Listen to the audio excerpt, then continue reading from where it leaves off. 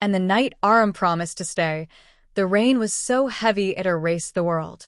Streetlights blurred into golden halos. Thunder cracked across the sky like a warning. And under the small tin roof of the railway station, Ariba stood facing the only boy she had ever loved. They were 21.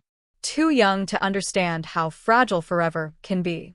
"I'll come back before winter," Aram said, brushing wet hair away from his forehead. His voice carried confidence, the kind that only dreams can give. He had been selected for a job in another city. A bigger city. A city of glass buildings and bright futures. Ariba tried to smile. "Before winter?" she asked softly. He nodded. "Before the first cold wind." She wanted to believe him. The train's horn echoed in the distance. Time was running out. "I'll call you every day," he promised. The train pulled in. Doors opened. People rushed. Aram stepped inside, then turned back to her. "Wait for me." 3 words. She nodded. And just like that, the train carried him away and, unknowingly, carried her heart with it. At first, everything felt magical. Late-night calls. Long messages. Screenshots of sunrise from his apartment window. Voice notes filled with laughter. He would say, "One day, I'll show you this city." She would reply, "One day, we'll build our own." They were building a future out of words. But distance is a silent thief. It doesn't steal love at once. It takes it slowly. Call by call. Message by message. Excuse by excuse. "I'm just busy. I have meetings. I'll call tomorrow." Tomorrow became next week. Next week became silence. Winter arrived. The first cold wind touched Ariba's face as she stood by her bedroom window. He didn't come back. She told herself he must be delayed. Opportunities are important. Dreams matter. Love understands. But on New Year's Eve, when fireworks exploded across the sky, her phone remained quiet. No call. No message. Not even a Happy New Year. She stayed awake until 3 a.m., staring at their old chats. Her heart whispered what her mind refused to accept. He was slipping away. Months passed.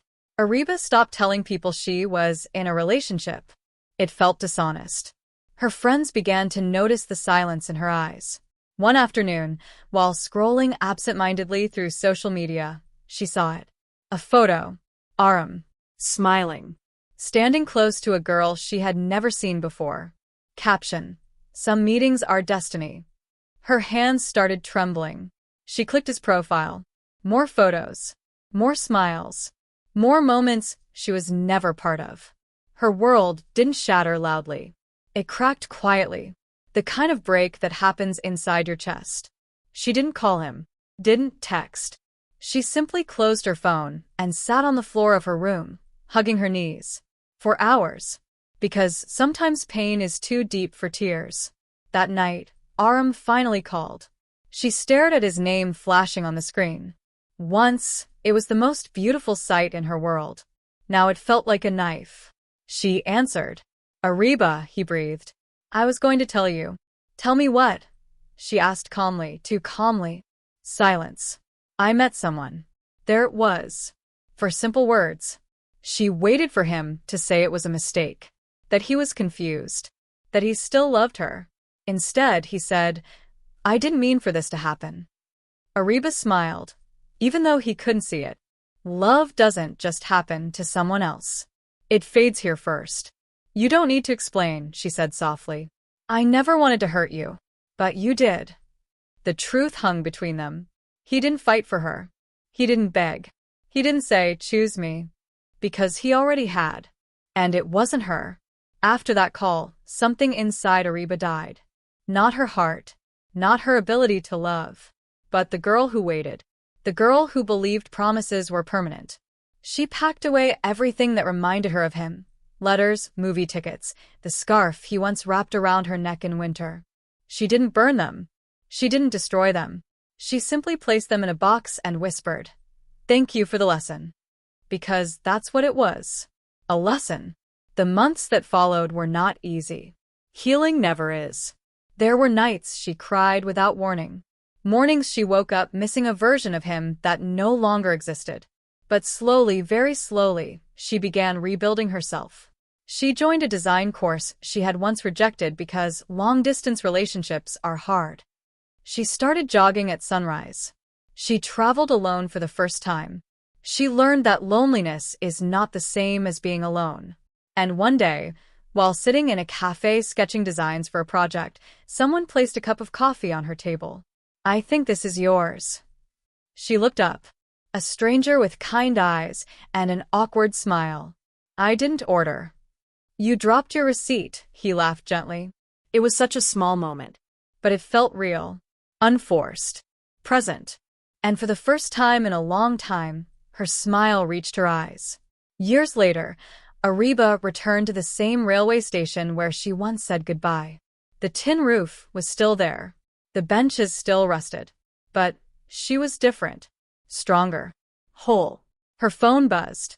A message from an unknown number. "I'm back in town. Can we meet?" Aram. She stared at the screen for a long time. There was no anger left. No bitterness. Just distance. The emotional kind. She typed a reply. "I hope you found what you were searching for." Then she deleted the message. And instead, she wrote, "Take care." Nothing more. Nothing less. Because closure doesn't require a conversation. Sometimes it only requires growth. As a train arrived and passengers stepped out, Ariba felt the cold wind brush against her face. Winter had come again. But this time, she wasn't waiting for someone who never returned. She had learned something powerful. Love is beautiful, but it should never cost your self-respect. And promises mean nothing if actions don't follow. She turned away from the tracks and walked forward. Not toward someone, but toward herself. And that